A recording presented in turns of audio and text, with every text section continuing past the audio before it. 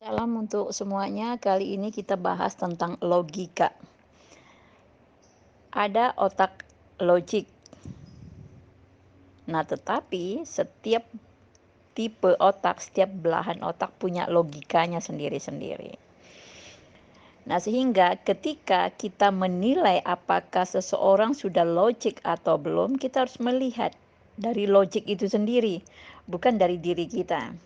Karena kita bisa saja menilai yang logik bukan logik, karena kita menilai dari logika kita, bukan logika versi logik yang original. Nah, sehingga orang yang logik bisa terlihat tidak logik, karena kita bukan tipe logik, tapi kita menggunakan logika emosi kita, atau logika rasa kita, atau logika tindakan kita, atau logika kenyamanan ketidaknyamanan kita. Nah, sehingga kita bisa menilai sesuatu yang bukan berdasarkan realnya, tapi menurut diri kita sendiri. Nah, logika berpikir yang benar adalah ketika kita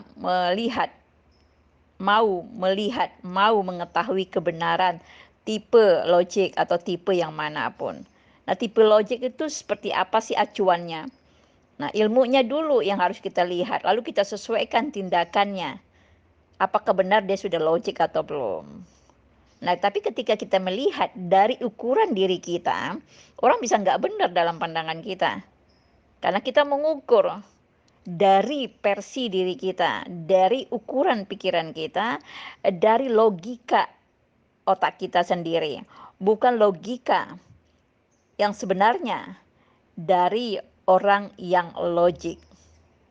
Nah, begitu juga tipe emotion bisa terlihat sangat tidak logik bagi orang logik.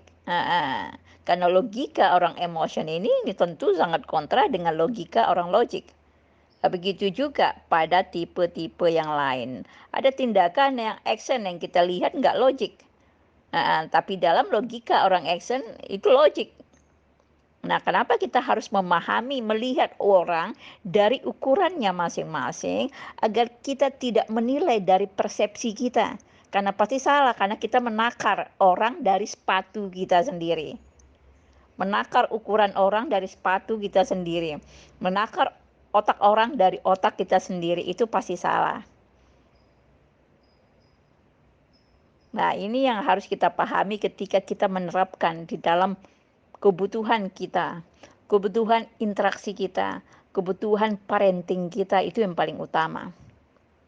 Jangan sampai salah melihat, mengukur dari diri kita sendiri yang akhirnya menimbulkan persoalan di dalam parenting kita.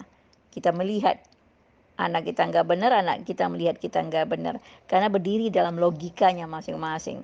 Tapi ketika kita sudah paham diri kita, kita sudah mengenal diri kita, dan kita perkenalkan pola otak kita masing-masing pada anggota keluarga, maka akan mudah saling menerima dan saling memahami.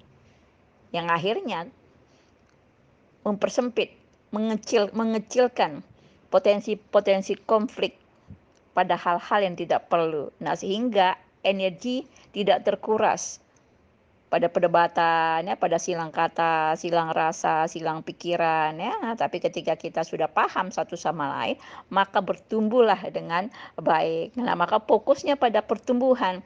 Nah, kita memiliki cadangan energi yang besar untuk melakukan itu karena kita tidak lagi dipengaruhi oleh persepsi kita atas anggota keluarga kita, tetapi kita melihat orang apa adanya dan kita melihat diri kita apa adanya. Kita menerima orang apa adanya dan kita menerima diri kita apa adanya. Itu salah satu poin penting di dalam kita mapping, ya, bersama Cool Compass of Life.